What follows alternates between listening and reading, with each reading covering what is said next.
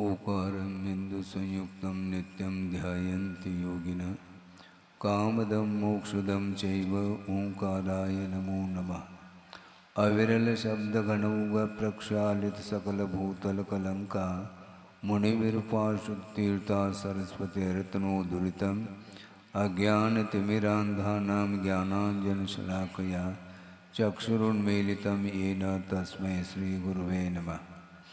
परम गुरुभ्यो नमः। परम्पराचार्य गुरुभ्यो नमः। सकलकलशविध्वंसकं श्रेयसां परिवर्धकं धर्मसम्बन्धकं भव्यजीवमनप्रतिबोधकारकमिदं शास्त्रं श्री कार्तिकेयन प्रेक्षा नामधेयम्। अस्य मूलग्रन्थकर्तार श्री सर्वज्ञदेवाः तदुत्तरग्रन्थकर्तार श्री गणधरदेवाः प्रतिगणधरदेवाः तेषां वचोनुसारमासाद्य श्रीमद् आचार्य प्रवर श्री कार्तिकेय देवैर्विरचितं मंगलम भगवान वीरो मंगलम गौतमो वने मंगलम कुंदकुंदाद्यो जैनधर्मोस्तु मंगलम सर्वमंगलमांगल्यम सर्वकल्याणकारकं प्रधानं सर्वधर्माणां जैनं जयतुशासनम्। कोटिशतं द्वादशैव कोटो लक्षाणि शीतिस्त्रिदिकानि चैव पञ्चाशदष्टोच सहस्रसङ्ख्यमेतत्श्रुतं पञ्चपदं नमामि।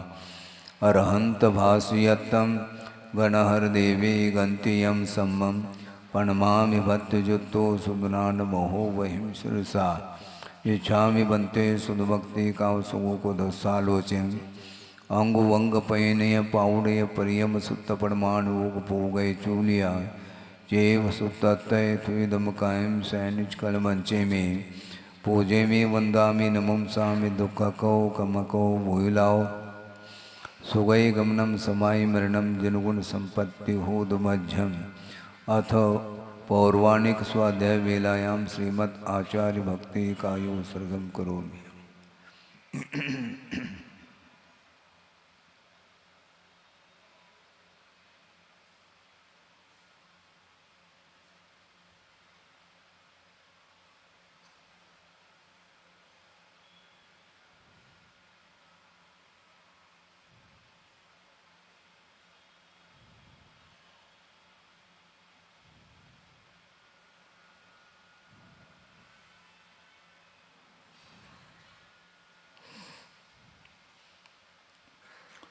श्रुतजलधिपारगेभ्य स्वपरमत विभावना पटुमतेभ्य सुचरितपूर्णदेभ्यो नमो गुरुभ्यो गुणगुरुभ्य। छत्तीसगुणसमज्ञे पंचमे आचार्यकर्ण संदर्शे शिष्यानुग्कुशले धम्मायिरे सदा वंदे गुरुभक्ति संयमेन तरन्ति संसार सायरं घोरं छिन्नन्ति अट्टकं मम जन्मन मरणं न पावन्ति ये नित्यमृतमंत्रोम निरता ध्यानाग्निहोत्राकुला षट्कर्मा वृतास्तपोधनदना साधुक्रिया साधव शील प्रावरणा गुणप्रवरणा चंद्रार्कतेजोदिकाः मोक्षद्वारकपाटपाटनवटाः प्रीणन्तु मां साधव गुरुव पांतुनो नित्यं ज्ञानदर्शननायकाः चारित्राणवगम्भीरा मोक्षमार्गोपदेशकाः इच्छामि बन्ते आयुर्वते कावसको दोसालोचे सम्मनान सम्मदन संसम चिर्जुत्तानं पंचव्याचाराणां आयुर्यानम आयारादि सुमरानुपदेशयानम उवज्झायानम तिरयनुगुणपालयानम सौसानम सैनिचकलमंचे में पूजे में वंदामि नमम सामि दुःखको कमको भूलाओ सुगय गमनम समाय मरणम जनगुण संपत्ति होदमध्यम तिहुवनतिलयं देवं वन्दिता तिहुर्निन्दपरिपूज्यं वोच्छम् अनुपेहावो भवीयजनानन्दजननी वो।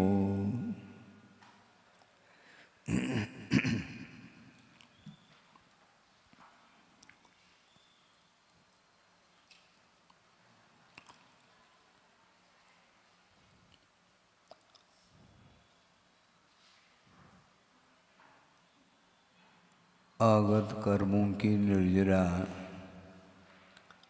दो तरह से होती है। निर्जरा का अर्थ ये है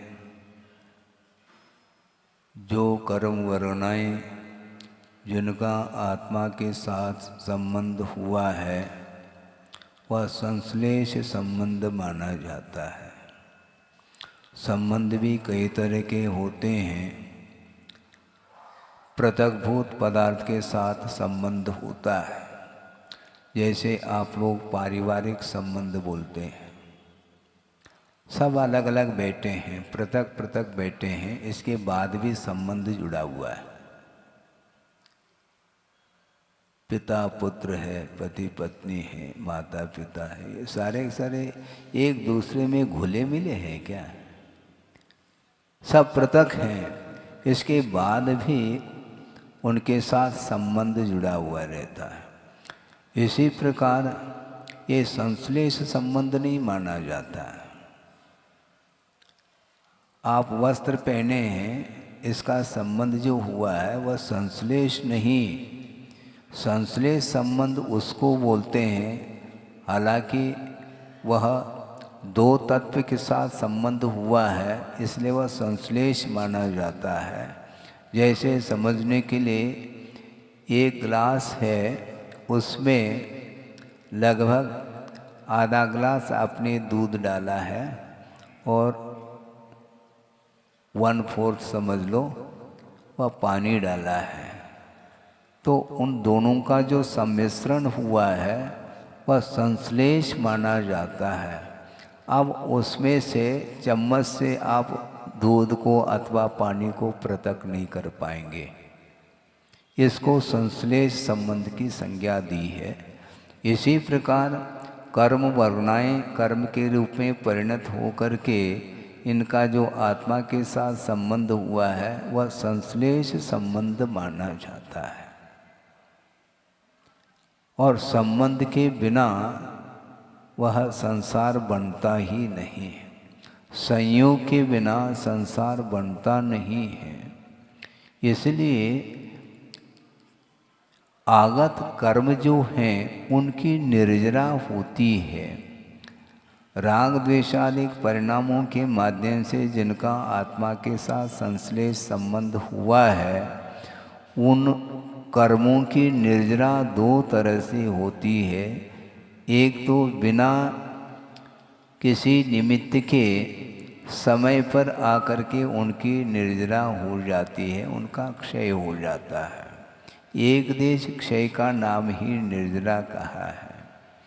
और वह निर्जरा दो तरह की इसलिए है, एक तो तप के माध्यम से, संकल्प के माध्यम से, संयम आदि के माध्यम से उनकी जो निर्जरा होती है वह निर्जरा ही मोक्ष मार्ग में सहायक सिद्ध हुआ करती है।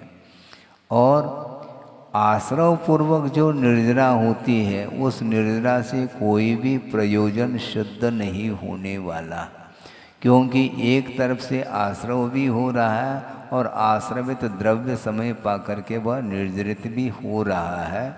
इसलिए ये घटियंत्र की भांति ये निर्जरा मोक्ष मार्ग में इसका कोई हाथ नहीं है। तो निर्जरा करने के लिए आचार्य कहते हैं संवर पूर्वक करो तप प्राणी, ऐसा कहा।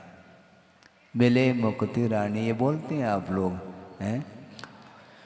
पहले आश्रव का निरोध करना है, उसके बाद आश्रवित द्रव्य की निर्जरा, उसके लिए साधन अलग है। पहले संवर करो, फिर बाद में निर्जरा। निर्जरा अनुप्रेक्षा भी आने वाली है आगे, संवर अनुप्रेक्षा भी है। अभी आश्रव अनुप्रेक्षा का अभी प्रकरण आया नहीं। अभी तो अनित्य क्या है नित्य क्या है इसको समझाने के लिए 1 महीना निकल गया। अभी भी नित्य के प्रति अनित्य के प्रति क्या श्रद्धा ने किसका, वो भगवान ही जाने। भयंकर रूप है संसार का, मतलब बार बार समझाने के बावजूद भी मन वहीं पर जाता है। इसी को बोलते हैं स्वभाव, इसी को बोलते हैं। और स्वभाव में परिवर्तन लाने के लिए सारा सारा पुरुषार्थ है। फिर कैसे करें महाराज पुरुषार्थ? जैसे अभी कर रहे हैं वैसा न कर रहे हैं। इतना तो कहा जा सकता है। महाराज हम कर नहीं रहे हैं क्या? मैं नहीं कह रहा हूँ, क्योंकि आपके द्वारा ही कहा जा रहा है कि महाराज विशुद्धि कैसे बढ़ाएं। तो इसका अर्थ अभी बढ़ नहीं रही है, तो क्लियर कट है। यदि बढ़ नहीं रही है तो या तो घट रही है, तो बिना कारण के थोड़ी घटती है। वो घटने के लिए निश्चित रूप से विपरीत साधनों का हम आलम्बन लेते हैं, तो निश्चित रूप से कर्मों का आश्रय होगा, विशुद्धि घटेगी, संक्लेश बढ़ेगा। और संक्लेश जो बढ़ता है वो निश्चित रूप से, इसमें कोई दो राय नहीं है कि बिना इच्छा के संक्लेश नहीं होता। इच्छा का जिसने निरोध कर लिया उसको संक्लेश की कोई बात ही नहीं, क्योंकि उसको कोई आवश्यकता ही नहीं है। और जिसके अंदर निरंतर अपेक्षा बनी हुई है किसी न किसी वस्तु के निमित्त को लेकर के, जब तक अपेक्षा की पूर्ति नहीं तब तक वह निराकुल भाव का अनुभव कर ही नहीं सकता। और निराकुल भाव जब तक नहीं है तब तक तो आश्रव तो जारी रहेगा। और निर्जरा जो भी होगी उस निर्जरा से कोई प्रयोजन है इसलिए नहीं, क्योंकि आश्रव भी जारी है।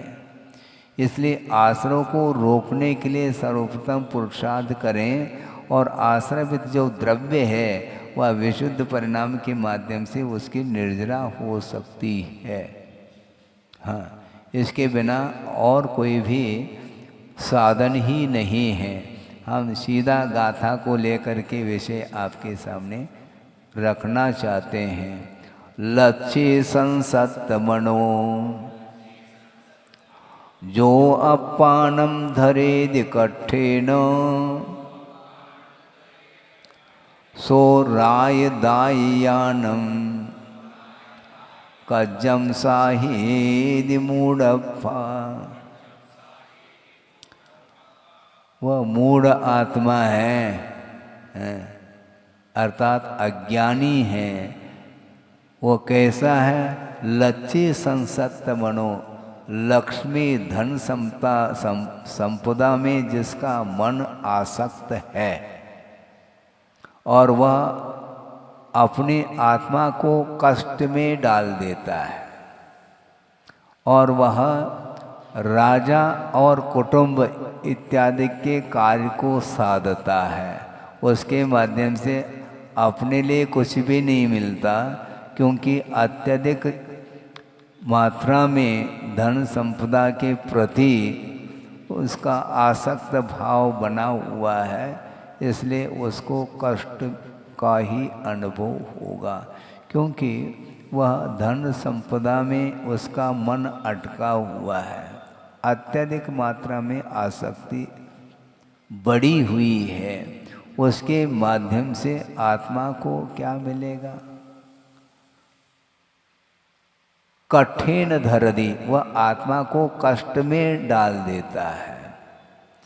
आसक्ति के माध्यम से कभी भी आत्मा को सुख नहीं मिलेगा, किंतु एक मान्यता बन चुकी है अनंतकालीन कि पर वस्तु के माध्यम से हमें सुख मिलता है। इस मान्यता को दूर कौन करेगा?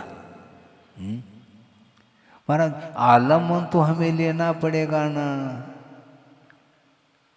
आलम्बन लेना बुरा नहीं, उसके प्रति जो अटैचमेंट है, लगाव है, आसक्ति है, अति तृष्णा जिसको बोलते हैं, वह हानिकारक है।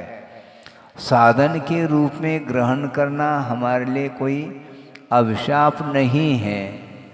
साधन को साधन के रूप में स्वीकार करो।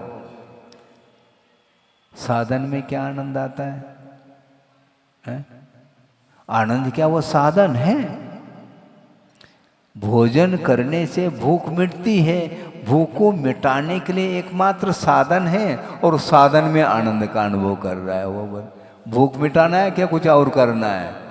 भूख से पीड़ा का अनुभव हो रहा है, इसलिए क्षुधा का शमन करने के लिए जो आवश्यक तत्व है उसका सेवन करने के लिए का इतना ही प्रयोजन है। प्रयोजन बहुत साइड में रह जाता है और उलझता चला जाता है। हमेशा ऐसा ही होता है। साधन के माध्यम से साध की उपलब्धि क्यों नहीं हो रही है? क्योंकि प्रयोजन साइड में रहा हमारा। आलम्बन तो हमने ले लिया साधन का, किंतु प्रयोजन कुछ अलग ही रहा। भूख मिटाने के उद्देश्य से भोजन करते हैं क्या कुछ और उद्देश्य को लेकर के? प्रत्येक को पूछो, कुछ उद्देश्य अलग ही रहता है। जो आवश्यक है, मान लो पौष्टिक तत्व है, ठीक है, जितना आवश्यक है तो ले लिया। उसके प्रति तृष्णा क्यों, आसक्ति क्यों?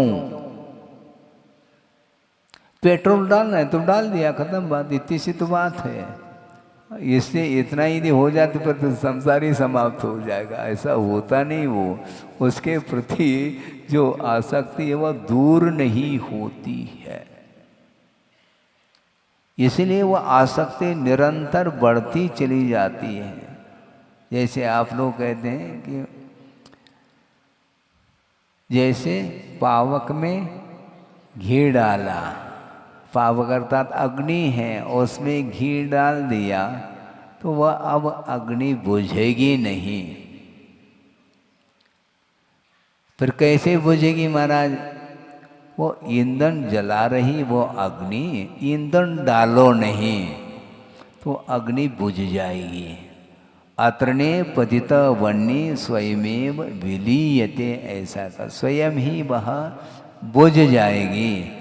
समय समय पर उसके ईंधन डालते चले जाओ तो पुनः उद्दीप्त होती चली जाती। ऐसा लगता है कि बिल्कुल अग्नि बुझने को है और उसी समय आपने डाल दिया ईंधन। इसलिए आचार्यों ने जो इंद्रिय सुख है उसके लिए क्या कहा है मालूम है? मोह दाव वन्नेर महेंद्रनम कहा।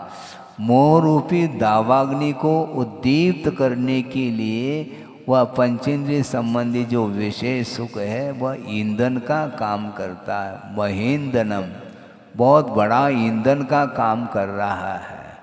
हाँ, अक्ष सौख्यम, इंद्रियों के माध्यम से उत्पन्न होने वाला जो सुख है वह मोह रूपी दावाग्नि को प्रज्वलित करने के लिए महान ईंधन का काम करता है।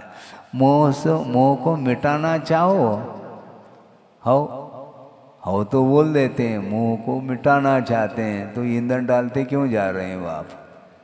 है मोह रूपी अग्नि यदि प्रज्वलित होगी तो पंचेंद्र की विषयों के माध्यम से वह मोह और प्रज्वलित होती चली जाएगी। उल्टा काम करता है संसारी प्राणी, सीधा नहीं करता वो। इसलिए संसार का स्वरूप ही विपरीत है। हाँ, वो हमेशा विपरीत दिशा की ओर ही जाता है, उसकी दिशा ही अलग है।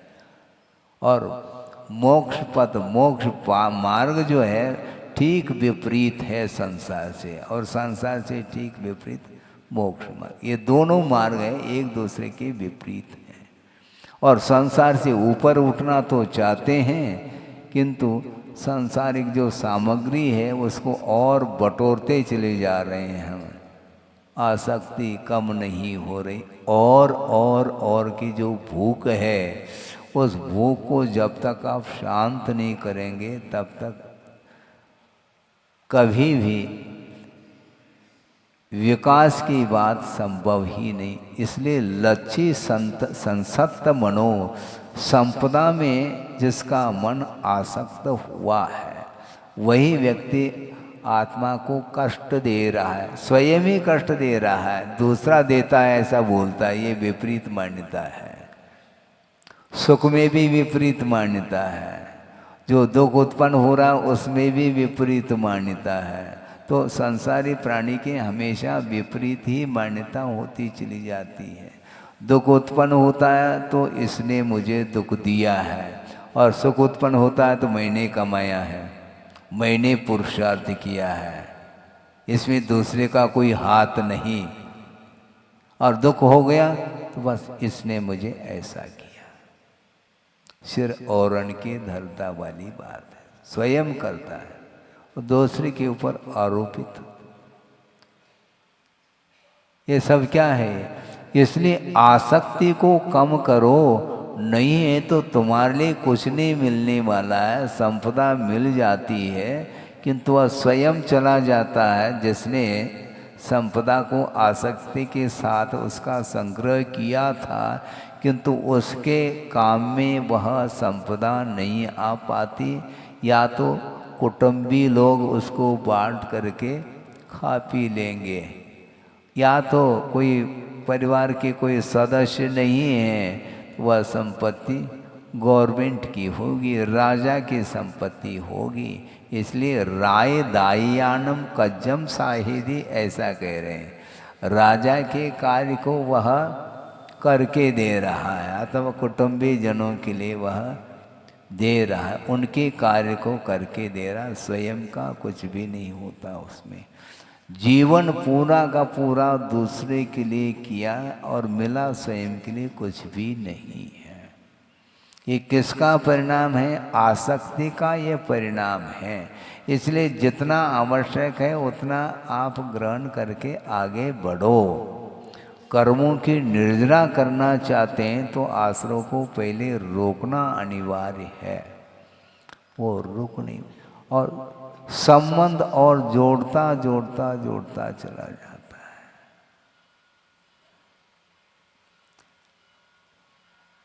उपयोग लगता क्यों नहीं है? कहीं न कहीं लगा तो है, जहाँ लगना चाहिए वहाँ पर उपयोग लग ही नहीं पा रहा है। अप्पा अप्पा में रहो, कौन रह रहा है? आत्मा आत्मा में रहे ऐसा कहा जा रहा है, तो आत्मा में रहते ही नहीं, वो पर में ही चला जाता है, बल्कि शरीर को ही आत्मा मान कर के चलता है। पंचेंद्र के विषयों के माध्यम से जो संवेदन हो रहा उसमें उसके सुख की मान्यता है, यहीं पर विपरीत मान्यता हो गई। आह्लाद होता है उसको, क्या आह्लाद है? वो सुख, शांति, शांति मिलती है, हैं? देखो केवल नहीं, ऐसा कहने मात्र से थोड़ी होता है। कहना तो बहुत आसान है, इसके बाद भी उसमें रस आता है उसको, है? मिठाई में रस है क्या? किस में है मुझे बताओ, है? क्योंकि स्पर्श रस गंध वर्ण बनता पुद्गला है, पुद्गल में रस है। तुम्हें क्यों रस आ रहा है उसमें? उसमें से तुम्हें रस क्यों आ रहा है? आत्मा को रस आता है। मिठाई रखी है, उसको कोई रस नहीं आ रहा है, क्योंकि वह जड़ वस्तु है। उसमें स्पर्श रस गंध वर्ण उसी में है, और उसको कोई रस नहीं आ रहा है, क्योंकि वह संवेदन से रहित है। वह जड़ वस्तु है, उसको कोई रस नहीं आ रहा है, और उसमें जो रस है उसका रस इसको आ रहा है, जो अमूर्त है जीव। स्पर्श रस गंध वर्ण से रहित आत्म तत्व है, उसमें भी उसके पुद्गल के माध्यम से उसको रस आ रहा है, यानी आनंद आ रहा है। ये विपरीत मान्यता है, इसको कैसे दूर करें? मूढ़प्पा कह रहे हैं, ये मूढ़ आत्मा है, अज्ञानी है ये, कि लक्ष्मी अर्थात परिग्रह में जिसका मन आसक्त हो चुका है, उस आसक्ति को कौन करे, कम कौन करे? उसके माध्यम से निरंतर वह अशुभ कर्म का ही, पाप कर्म का ही आश्रय करता चला जाता है, और तृप्ति जनक है नहीं। वो इंद्रिय सुख जो है अतृप्ति जनकम, ऐसा का वह तृप्ति जनक है ही नहीं। तृप्तिम न जनयति इति अतृप्ति जनकः, वह तृप्ति को उत्पन्न नहीं करता, इसके बाद भी उसको बार बार बार बार उसका सेवन करता है, जैसे उसमें तृप्ति मिल रही हो। तात्कालिक जो तृप्ति का अनुभव करते हैं वह केवल तात्कालिक है, त्रैकालिक नहीं। सुबह नाश्ता कर ली, ठीक है, फिर नाश्ता है, वो भोजन फिर करना है 11 बजे पहले,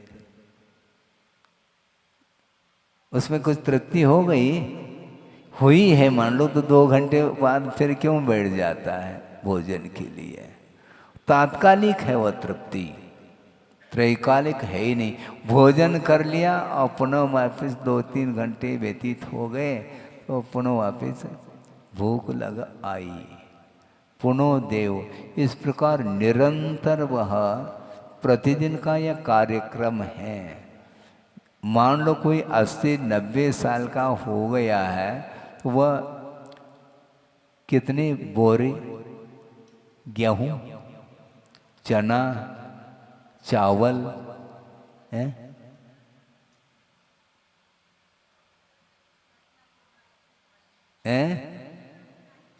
खूब भरी, लेकिन फिर भी भरने में लगा हुआ है वो। 80-90 साल में ट्रक के ट्रक अंदर पहुंच गया और निकल गया, खत्म। इसके अलावा हुआ क्या? और फिर भी उसमें आनंद और आ रहा है, विपरीत और मान्यता। नमक एक बार में तो थोड़ा, एक चुटक, लेकिन जिंदगी भर कितना खाया है? कितने किलो, लेकिन एक साथ नहीं खा सकता नमक, 1-8 किलो है नहीं खा सकता वो। लेकिन इस प्रकार वह करता रहता है। इन्हें पांचों इंद्रियों के वशभूत जो होता है उसकी यही दशा होगी। इसलिए मैं ये कह रहा था कि साधन को साधन के रूप में ग्रहण करना चाहिए और उसको साध्य मान करके ग्रहण करते हो क्या?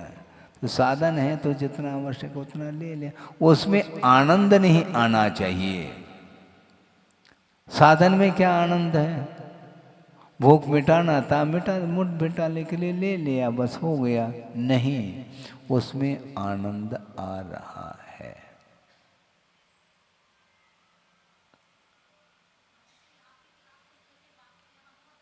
हाँ, क्यों नहीं आते? उसी समय पूछ लो, उसमें भी यहीं पर पूछा जा रहा। बताओ, ये इसी को बोलते हैं अनादिकालीन संस्कार है इसके। हाँ, बहुत कठिन काम है। सम्यक दर्शन प्राप्त करना तो दुर्लभ है ही, किंतु सम्यक दर्शन प्राप्त करने के बाद भी उसकी दशा विचित्र दशा होती चली जाती।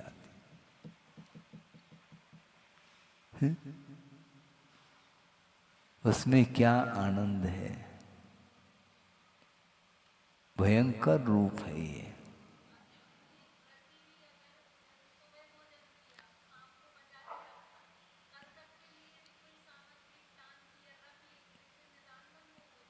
सुनो तो क्या समस्या ये है कि भोगों की आकांक्षा। हाँ, निदान का अर्थ खोल दो थोड़ा ताकि हम और खोल लें। वस्तुतः निदान बोलते किसको? सुनो, भावी भोगाकांक्षा निदानम, ऐसा कहा। भावी का अर्थ क्या? तो बस भोगों की आकांक्षा, भोगाकांक्षा निदानम, यही ये जो आकांक्षा है यह निकांक्षित अंग से ठीक विपरीत चला जाता है। ये आकांक्षा से रहित होना ये निकांक्षित अंग माना जाता है। आवश्यक है उसको रखना, ये अलग वस्तु। इसलिए गृहस्थ जो है वह आर ध्यान की भूमिका, रौद्र ध्यान की भूमिका से ऊपर नहीं उठ सकता। श्रवण किसी भी प्रकार से कृत कारित अनुमोदन से ऊपर उठा हुआ है और आगम के अनुरूप वह लेगा, लेकिन जो ले रहा है उसमें कोई आसक्ति नहीं, क्योंकि इंद्रिय विजय के साथ ग्रहण कर रहा है वो है। पेट के ऊपर विजय प्राप्त करने के लिए कहा नहीं गया, क्योंकि वो भूख लगेगी, देना पड़ेगा, चाहे वह तीर्थंकर भी क्यों ना हो। छद्मस्त अवस्था में क्षुधा के शमन के लिए तीर्थंकर भी उठते हैं। सामान्य तो उठेंगे, इसमें कोई दिक्कत थोड़ी है, लेकिन इंद्रिय विजय के साथ उसको ग्रहण करते हैं आहार को, इसलिए वह बहुत जल्दी धर्म ध्यान में आ जाते हैं। लेकिन गृहस्थ के वश की बात नहीं है वो।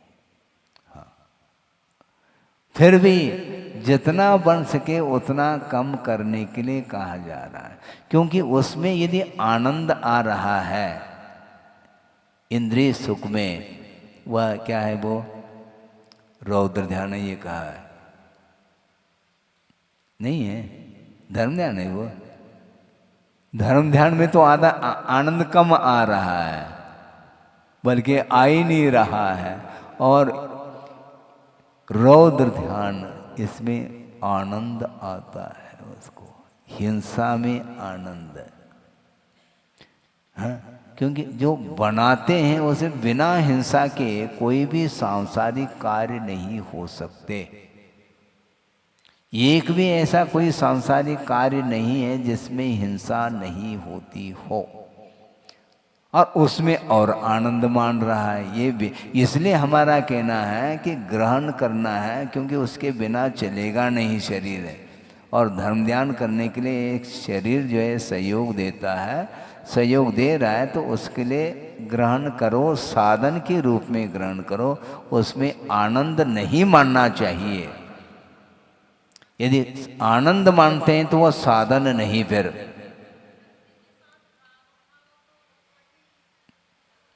राग नहीं है, वो विरक्ति है, किंतु उसको ग्रहण करना पड़ रहा है, इसलिए आनंद नहीं मानता, ले लेता आ जाता है, इतना होता है, चाव से नहीं लेता वो।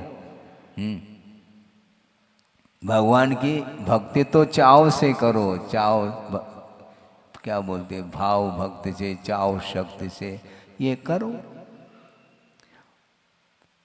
देवगुरु शास्त्र की आराधना अथवा पंच परमेष्टि की आराधना तो बिल्कुल उल्लास के साथ होना चाहिए, भाव विभोर हो करके करो। उसके माध्यम से साथ से पुण्य का ही मात्र संचय नहीं होता, किंतु उसके माध्यम से पूर्वबंध पाप कर्म की भी निर्जना होती है। इसलिए पाप कर्म की निर्जना को उद्देश्य बना करके वह भगवत भक्ति करता है, उसमें तो आनंद आना चाहिए, किंतु आहार लेना, इसमें लेना पड़ता है, फिर आनंद क्यों आ रहा है उसमें? आनंद तो नहीं आना चाहिए। लेने की इच्छा ठीक है, क्योंकि बिना इच्छा के तो ग्रहण होगा नहीं, लेकिन किसके लिए ग्रहण करना यह महत्वपूर्ण है। जो ग्रहण किया जा रहा है एकमात्र वह साधन है धर्म ध्यान के लिए, वह स्वयं धर्म ध्यान नहीं। कई बार हमने कहा है आहार ग्रहण करना धर्म ध्यान नहीं, धर्म ध्यान के लिए श्रवण लोग उसको ग्रहण करते हैं, आगम के अनुरूप ग्रहण करते हैं, और रसनेन्द्र के ऊपर विजय प्राप्त करते हुए वो उसको ग्रहण करते हैं। तो ऐसी स्थिति में ज़्यादा ग्रहण करने की इच्छा थोड़ी होगी उसके। थोवम जी मैं है ये कहा है।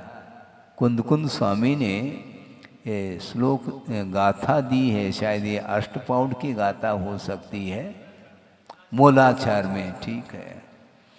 भिक्कम चर वसरण्ये थोवम जीमय माँ बहु जंपह दुक्कम सह जी निद्दा मिति भावेन सुट्ट वैरगम, ऐसी गाथा दी है। ये आज्ञापरक वचन का उन्होंने प्रयोग किया है। भिक्षावृत्ति रखो, इन्हें आगम के अनुरूप लेकर के आना। वसरण्य अरण्य में रहो, अब संभव नहीं आज, किंतु जिनके लिए संभव है उनके लिए भी ऑर्डर दिया जा रहा है, बिना ऑर्डर के काम चलता नहीं। तुम्हें रहना चाहिए वन में, तो कोई रहता नहीं, रहो वहाँ पर। तो अब आदेश आ गया बाबा साहब का, अब तो पालन करो, आदेश के बिना कार्य होता नहीं है। हाँ, माँ बहु जंपा कह रहे हैं, वो ज्यादा बोलो नहीं, मौन रहो। थोवम जे में थोड़ा, ज्यादा नहीं, अयभत्त भोजनाएं नहीं, अति मात्रा में भोजन नहीं, मात्रा मासी। माँ जो परोसती है वह वही शिशु का पालन पोषण कर सकती है, पिता के वश की बात नहीं, वो ज़्यादा खिलाता है। किंतु माँ के पास विवेक है, माँ के पास स्नेह भी है, इसके बाद भी विवेक के साथ ही उस बालक का वह पालन पोषण करती है। इसी प्रकार मात्रा जो है ना मासी होनी चाहिए, गुरुदेव कह रहे हैं, अति मात्रा नहीं है। हाँ, मासी, हाँ, मात्रा जो है ना ज्यादा नहीं, माँ जो परोसती है वह विवेक के साथ परोसती है, वह उसके अनुरूप ही मात्रा होनी चाहिए। क्वांटिटी प्लस क्वांटिटी दोनों को ध्यान में रखना चाहिए। क्वालिटी भी सुपर क्वालिटी और क्वांटिटी भी अच्छी मात्रा में, तो गया फिर रुग्ण हो जाएगा। जो एक बार भोजन लेता है वह योगी माना जाता है, जो 2 बार लेता है वह भोगी माना जाता है, जो बार बार लेता है वह रोगी माना जाता है। हॉस्पिटल जाओ, पूर्णायु, भाग्योदय जाओ, बार बार क्यों लेते हो हैं? ही इसीलिए इसमें आनंद क्यों मानते हो? विषय सेवन में हिंसा हो रही है, पाप हो रहा है, तो पाप के कार्य में आनंद आना यही तो रौद्र ध्यान है। इसलिए श्रवण लेते हैं किंतु उस भोजन को वह साधन मान करके ले रहे हैं, इसलिए इंद्रिय विजय के साथ लेते हैं। हाँ, इसलिए आश्रव से मुक्त हो जाते हैं। कर्मों की निर्जरा लेते, एक ऐलक है पंचम गुणस्थानवर्ती है, जिसके पास परिग्रह के रूप में एक लंगोट है, इसके अलावा और कुछ है ही नहीं, पीछे का मुंडू उपकरण है, और वह सामायिक कर रहा है। आप सुन रहे हैं? हाँ, वो ऐलक सामायिक कर रहा है। संभव है 5-1 दिन के लिए उसने उपवास का भी संकल्प लिया है और वह सामायिक कर रहा है एकांत में बैठ करके, किंतु वह जितनी मात्रा में निर्जरा करता है कर्मों की, उससे भी असंख्यात कर्मों की निर्जरा श्रवण आहार लेते समय करते हैं, ये कहा है। तो हम भी ले लें, मगर तुम ले नहीं सकोगे, ध्यान रखो। आप आहार देते समय जो कर्मों की निर्जरा नहीं कर पाते, उससे असंख्यात कर्मों की निर्जरा आहार ग्रहण करते समय श्रवण कर लेते हैं। बहुत रिस्क है, ये लेना भी है और कर्मों की निर्जरा के साथ वह आहार भी उनके लिए कर्मों की निर्जरा के लिए कारण सिद्ध हो रहा है। इसलिए वह भोग्य सामग्री के निमित्त को लेकर के भी वो कर्म निर्जरा कर रहे हैं, और कोई नहीं भी खा रहा है मान लो, किंतु खाने की इच्छा रात दिन बनी हुई है, तो वो कर्म का आश्रव करता है। रोगी जो है ना ज़्यादा खा नहीं पाता, हिसाब से ले, कहा बेहिसाब दिया है इसलिए रोग हुआ है, अब हिसाब से ले, लेकिन उसकी तृष्णा बनी हुई है, इसलिए आर ध्यान में वह डूबा हुआ है।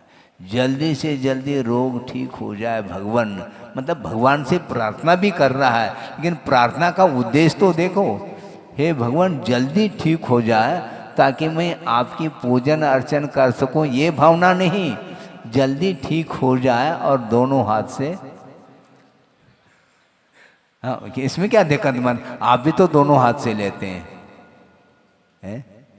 मुनि महाराज दोनों हाथ से नहीं लेते, कर पात्र में ले रहे हैं, लेकिन लेते समय भी हिसाब से लेते हैं और ईर्ष्या से विनती के साथ लेते हैं, संशोधन के साथ लेते हैं। ऐसा नहीं कि देते ही गट कर लिया, ऐसा नहीं होता। महाराज हमने तो संशोधन कर लिया ना, और दूसरी बात हमने शुद्धि भी बोल दी और आपने विश्वास भी कर लिया, तभी तो आप ले रहे हैं। तो बिना संशोधन के आपको लेना चाहिए नहीं। प्रूफ रीडिंग करने की आवश्यकता है। आपने संशोधन कर लिया, कोई भरोसा नहीं, उसमें कुछ भी आ सकता है। संशोधन करेंगे और उसमें मान लो कोई विपरीत तत्व आया है तो अंतराय का पालन करेंगे। हाँ महाराज अंतराय कर ले, क्या क्या आ गया, क्या आ गया? जीव आ गया मान लो, है चींटी नहीं, वो चींटी नहीं महाराज, वो जीरा है। अच्छा, ये पंचम काल की बात है कि जीरे को भी पैर आने लगे, जीव को भी जीरा बोल रहा है, इसलिए जी रहा है, वो जी रहा है, जीरा है इसलिए जी रहा है। वो कुछ समझ में नहीं आता उसको, इसलिए आचार्यों ने कहा कि दाता के हाथ में कभी भी वो देना नहीं चाहिए, क्या आया है ना महाराज, ये बाल नहीं है, ये धागा है, ये रेशा है, अच्छा ये आंवले का चूचना है, अच्छा ठीक है, आपके लिए तो वही लगेगा ना, इसीलिए नहीं। क्या दाता के गुण है क्या? नहीं, तो गुण नहीं है तो दोष तो है। नहीं ऐसा नहीं है, ये विवेक रखना चाहिए, ये गलत बात है बिल्कुल। बोलो नहीं, क्या क्या बोलना क्या है, फिर असत्य बोलोगे, तुम बोलो अथवा न बोलो वो तो बैठ जाएंगे, तुम बोलते रहो, तुम सत्य बोलो या असत्य बोलो, आपके बोलने से उनको कोई प्रयोजन सिद्ध नहीं होने वाला, बहुत इमीडिएट बैठ जाएंगे वो तत्काल, क्योंकि उनको निर्णय हो गया। बल्कि यहाँ तक कहा है, मान लो पात्र के लिए कुछ संदेह भी हो रहा है तो वे बैठ जाएंगे, क्योंकि संदेह में कुछ भी हो सकता है। ये जीरा है क्या, ये त्रिउला है, चींटी है, वो समझ में नहीं आ रहा, तो हो सकता है, पॉसिबिलिटी है, इसलिए बैठ जाएंगे वो। हाँ, वो प्रतीक्षा नहीं करेंगे आपकी, इसलिए आपके हाथ में वो देते नहीं, अपने हाथ में आ गया तो बस आपको देने की बात नहीं है अब।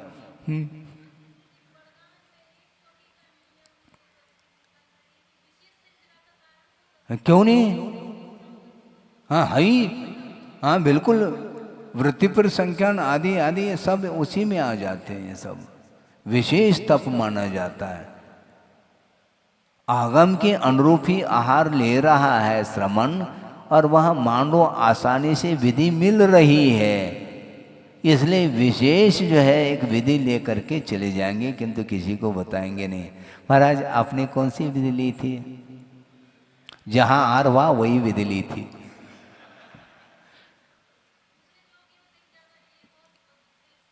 है इसमें क्या दिक्कत है? इसलिए क्योंकि कितने बार व्यवधान आ रहा है, फिर भी तुम चले जा रहे हो, है कितनी आसक्ति है तुम्हारी, ये भी तो है।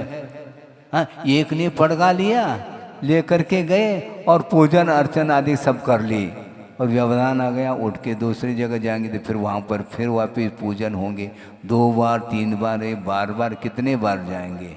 प्रत्येक द्वार द्वार चले जाएंगे क्या? नहीं। इसलिए जिसकी क्षमता है वह इस प्रकार का भी संकल्प ले लेता है कि एक ही चौकी का नियम है। मान लो उपवास कर लिया और दूसरे दिन पारना के लिए गए और पड़गान के समय पर ही व्यवधान उपस्थित हो गया और दाता के पैर के नीचे चींटी आ गई। गाड़ी रिवर्स, चले जाएंगे वो, अंतराय हो जाएगा, अलाभ हो गया कि एक ही चौके का नियम है।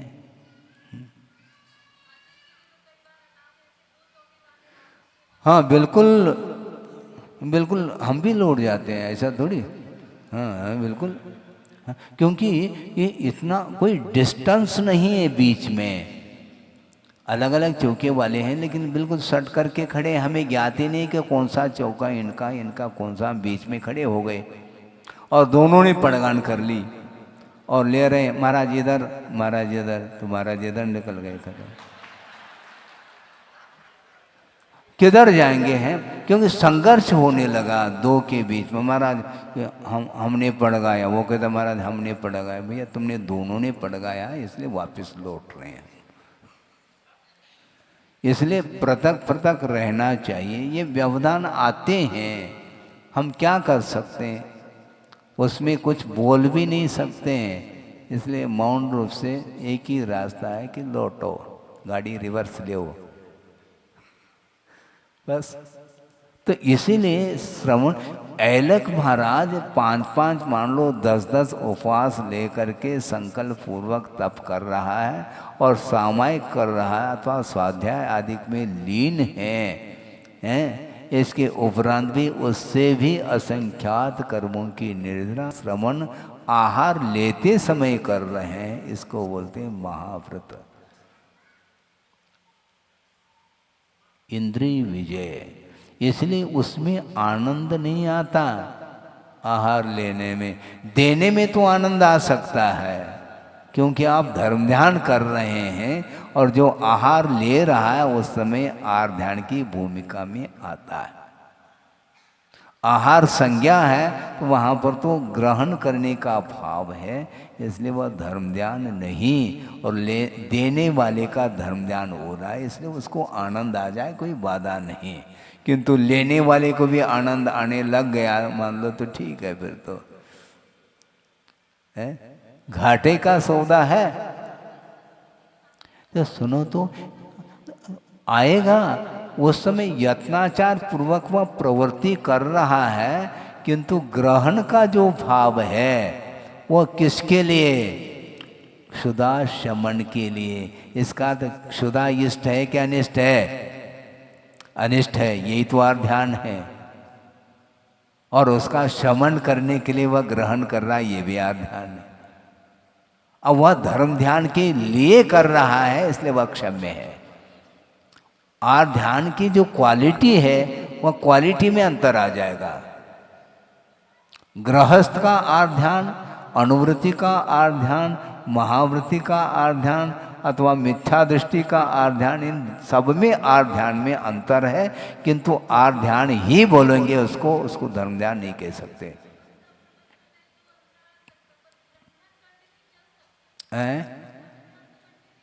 सुनो, हाँ कोई बाधा नहीं है। हम ये पूछना ये चाहते हैं कि आर ध्यान का अवसर कब आएगा फिर मुनि महाराज को? क्योंकि प्रमथ, सुनो, प्रमथ संयत नाम ये कहा है। तद अविर, सुनो तो, तद अविरत देश विरत प्रमथ संयता नाम। अब बोलो क्या बोलना है? तो आर ध्यान होगा कब फिर? है क्या क्या? नहीं, समस्या ये है कि ये ग्रहण जो हो रहा है, सुनो सुनो समझो तो, वस्तुतः क्षुधा लगी है, ठीक है, तो वो उसके शमन के लिए जा रहा है। तो क्षुधा उस श्रवण के लिए इष्ट है क्या अनिष्ट है? मुझे बताओ। अनिष्ट है तो उसका प्रतिकार, यही तो आर ध्यान है। क्षुधा का प्रतिकार ये धर्म ध्यान है क्या? आएगा तो प्रमाद में ही, अप्रमत में तो आर ध्यान रौद्र ध्यान तो वैसे ही नहीं होता। किंतु अप्रमत गुण स्थान में श्रवण को कतई आर ध्यान नहीं होगा। और छठे गुणस्थान में 3 आर्त ध्यान होंगे, इष्ट वियोग, अनिष्ट संयोग और पीड़ा चिंतन। बस आर्तम अमनोज्ञस्य तद विप्रयोगाय स्मृति में अमनोज्ञ का समागम हुआ। अमनोज्ञ क्या है? अनिष्ट। क्या अनिष्ट है? क्षुधानिष्ट है, उसको दूर करने के लिए जा रहा है वो। ये आध्यान है। और इसका शमन होगा कैसा? बिना ग्रहण किए थोड़ी होगा, तो वह आध्यान है। क्योंकि वह इष्ट माना क्या? नहीं, आहार को अनिष्ट माना क्या? इष्ट। हाँ, विपाक विजय धर्म ध्यान ऐसा थोड़ी होता है। विपाक विजय यहीं बैठे बैठे करो ना, वहां जाने की क्या जरूरत है? हैं? आप समझा रहे हैं क्या? वहां जाने का क्या प्रयोजन है? विपाक विजय धर्म ध्यान करना है तो यहीं पर लाका फोन में करो शांति के साथ। वहां जा क्यों रहे हैं आप? किस उद्देश्य को लेकर के जा रहे हैं? प्रमाद में ही आध्यान होगा, अप्रमत्त अवस्था में आध्यान हो ही नहीं सकता।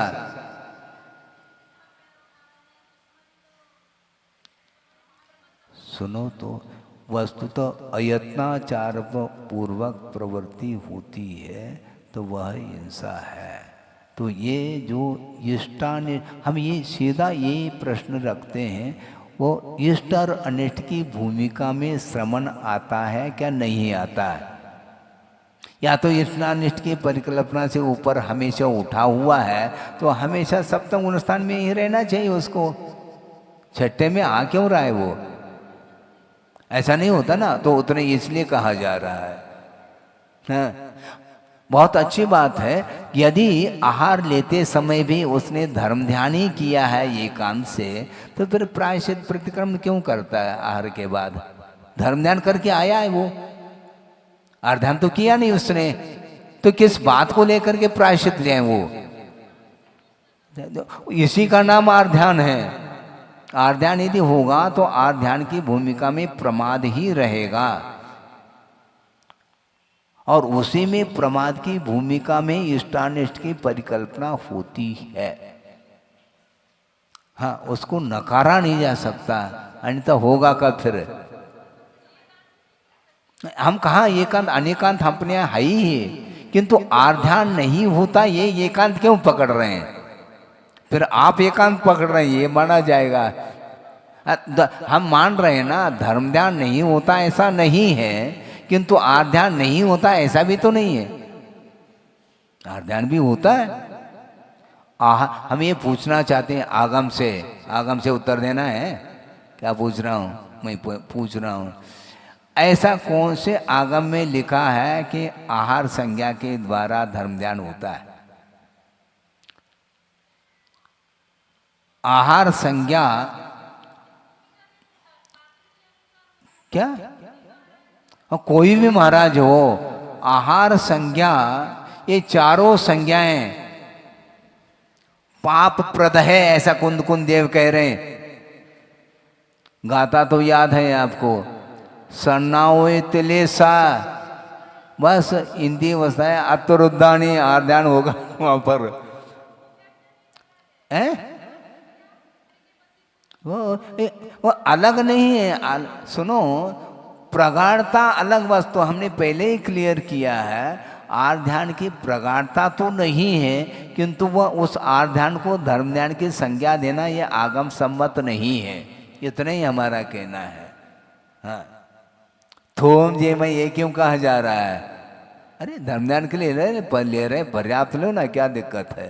हाँ, अच्छा आराम से लो, एक बार ही तो लेना है महाराज। हाँ, एक ही बार तो ले रहे हैं, लेकिन 2 दिन का एक ही बार में लेंगे तो क्या होगा? 2 दिन का क्यों? अलग चीज नहीं। सुनो, वस्तुतः भूमिका के अनुरूप आहार ध्यान होता है। आहार ध्यान का निषेध नहीं कर पाएंगे आप। ये जो संज्ञाएं हैं, इन संज्ञाओं के साथ धर्म ध्यान नहीं हो सकता। धर्म ध्यान की सामग्री क्या? सुनो, धर्म ध्यान की सामग्री क्या है? आहार ध्यान की सामग्री क्या है? दोनों भिन्न भिन्न हैं। पंच परमेष्टि की आराधना हम कर रहे हैं, तो पंच परमेष्टि हमारे लिए धर्म ध्यान की सामग्री है। स्वाध्याय आदि करना ये धर्म ध्यान की सामग्री है, किंतु आर्थ ध्यान की सामग्री तो संज्ञाएं हैं। हाँ, मूर्छा, यही तो समस्या, सांप्रदायिक आश्रय हो रहा है, कषाय का अभाव नहीं हो। बिल्कुल होगा, क्या दिक्कत है। और हम आप अपने अनुरूप लगाओ, फिर आगम के अनुरूप हम लगा रहे हैं, आप अपने अनुरूप लगा दो ना, क्या दिक्कत है। अपने अनुरूप लगाने का पुरुषार्थ ना करें, रुचिवत नहीं विधिवत चलो, अपने अनुरूप नहीं।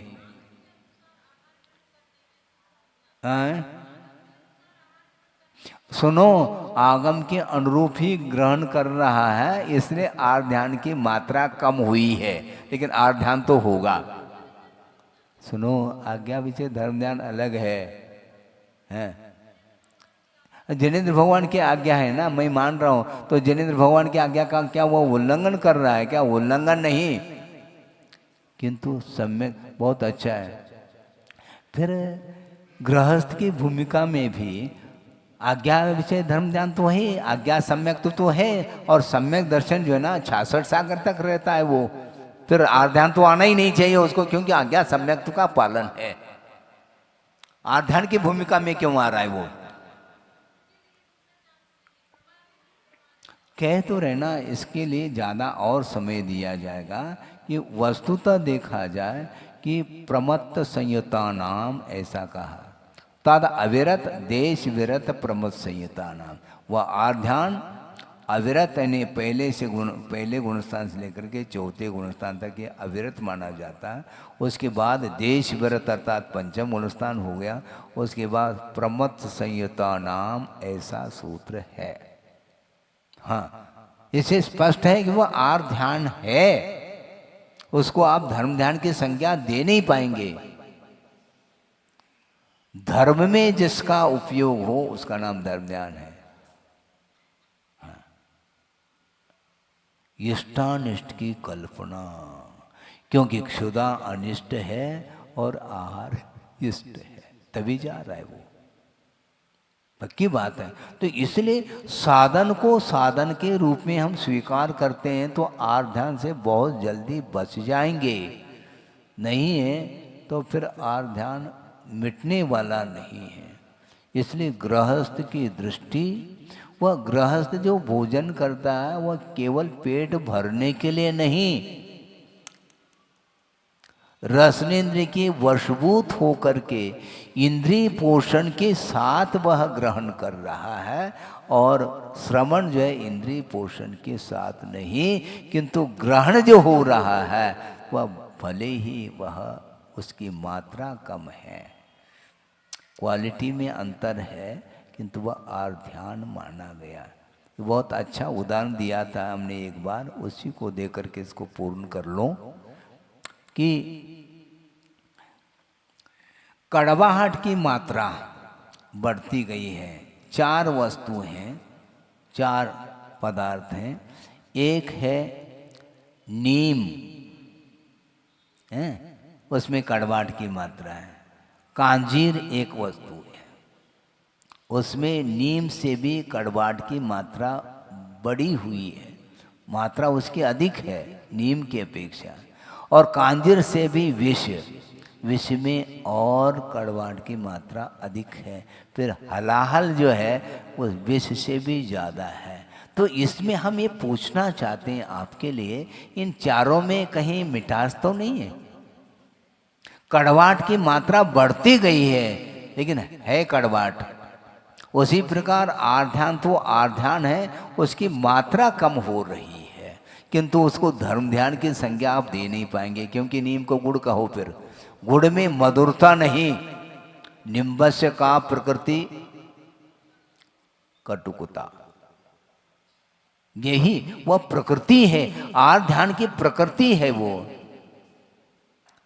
नीम को आप मधुर नहीं कह सकते, गुड़ से का प्रकृति मधुरता, नीम को कह दो। हलाल की अपेक्षा से महाराज नीम में तो मिठास होना, मिठास नहीं, कड़वाहट की मात्रा कम हुई है। उसी प्रकार छठे गुण स्थान में आर्थ ध्यान की मात्रा कम हुई है, न कि वह धर्म ध्यान है, ये कहा जा रहा है। धारणा अभी तक यही 40 साल से है, यही धारणा है। धारणा के अनुरूप पालना हो रही है, तो अपने शास्त्र के आगम के अनुरूप हम धारणा बनाएं, तभी वह सम्यक ज्ञान की कोटि में आता है, नहीं तो विपरीत धारणाएं मानी जाएगी।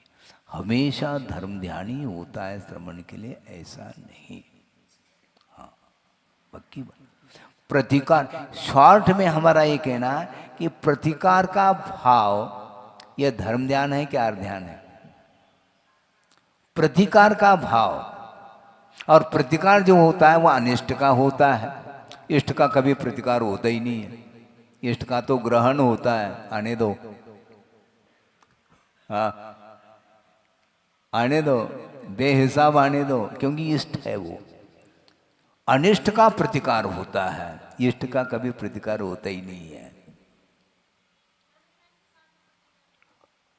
धर्म ध्यान हमेशा धर्म में ही उसका उपयोग है, अन्य में नहीं।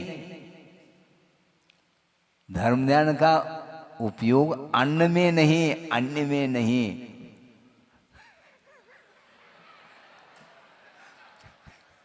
धर्म ध्यान का जो उपयोग है वह अन्न में नहीं, अन्य में है। अन्य क्या है? पंच परमेष्टि, ये साधन है एक्चुअल में। हाँ। उसके लिए उसको एक प्रकार से सुचारू रूप से धर्म ध्यान करने के लिए वह सहयोग प्रदान कर रहा है, वह धर्म ध्यान नहीं है। इसलिए अन्न में यदि उपयोग है तो आर्थ ध्यान है, और उसको छोड़ करके अन्य में है तो वह धर्म ध्यान है। ये ठीक आ गया शॉर्ट में, परिभाषा समझ में। इसलिए कुल मिलाकर के हमारा ये कहना था, सुनो, इसलिए प्रतिकार मात्र आर्थ ध्यान है, और प्रतिकार का उल्टा क्या? ग्रहण, वह भी आर्थ ध्यान है। ग्रहण और प्रतिकार, इन दोनों से जब श्रवण ऊपर उठता है उस समय वह धर्म ध्यान कर रहा होता है। क्योंकि पूजन सामग्री और भोजन सामग्री में अंतर है क्या? नहीं? अब तो बोलो। पूजन सामग्री प्योर धर्म ध्यान के लिए कारण है, भोजन सामग्री, दोनों में कोई अंतर नहीं। गजब हो गया। तो अंतर है, इसी से स्पष्ट है वह धर्म ध्यान की सामग्री है, ये धर्म ध्यान की सामग्री नहीं। हाँ, धर्म ध्यान करने के लिए सहयोग प्रदान कर सकता है, ये स्वयं धर्म ध्यान नहीं है। इसलिए लक्ष्य संसक्त मनो, लक्ष्मी में आसक्त हुआ संसारी प्राणी वह आत्मा को कष्ट में डालता है, और वह उस संपदा को वह स्वयं में काम में नहीं आता, या तो कुटुंबीय लोग उसको ले जाएंगे अथवा राजा के हवाले हो जाएगा वह धन संपदा। इसलिए मूढ़ आत्मा ऐसा कहा जा रहा है। इस प्रकार मूढ़ता को छोड़ देना चाहिए। मोही प्राणी हमेशा इसी प्रकार विपरीत कार्य करता चला जाता है। इसलिए ये अनित्य भावना के प्रसंग में इसको रखा है। जब संपदा अनित्य है तो उसमें मूढ़ता क्यों हो रही है, उसमें मूढ़ क्यों हो रहा है? जब अनित्य भी है और उसमें मूढ़ हो रहा है, इसका अर्थ वह अनित्य की परिकल्पना थोड़ी उसके अंदर है, वह नित्य मान रहा है। हैं? इसलिए बार बार चिंतन करो। अभी तक धारणा यही रही है आपकी, है? प्रतिकार को आर्थ ध्यान मानेंगे और ग्रहण भाव को आर्थ ध्यान, इन दोनों से ऊपर उठेंगे तो वह निराकुल भाव है। और इस विषय में कोई तत्व चर्चा करना हो तो बाद में देखेंगे। बोधि समाधि परिणाम शुद्धि स्वात्मोपलब्धि शिव शोक सिद्धि चिंतामणिम चिंतित वस्तुदाने त्वाबंध मानस्य ममास्तुते। परम पूजाचार्य गुरुवर श्री विद्यासागर जी महाराज की जय। बोलिए आचार्य भगवंत गुरुदेव श्री समय सागर जी महामुनि राज्य की, समस्त मुनि संघ की, अब हम सभी लोग आचार्य श्री जी की महापूजन करेंगे। 10 मिनट और आप सभी लोग अपने स्थान पर ही बैठे रहेंगे, कोई भी अपने स्थान से खड़ा नहीं होगा।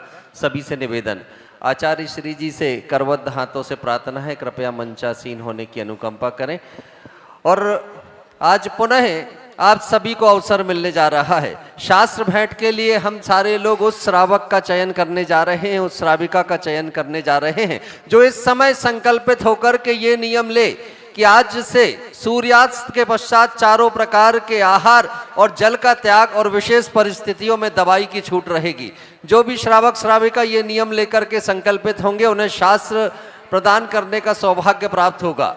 तो जिन्हें भी ये सौभाग्य प्राप्त करना है कृपया वे आगे की ओर आ जाएं। आरती जी नागपुर से हमारे बीच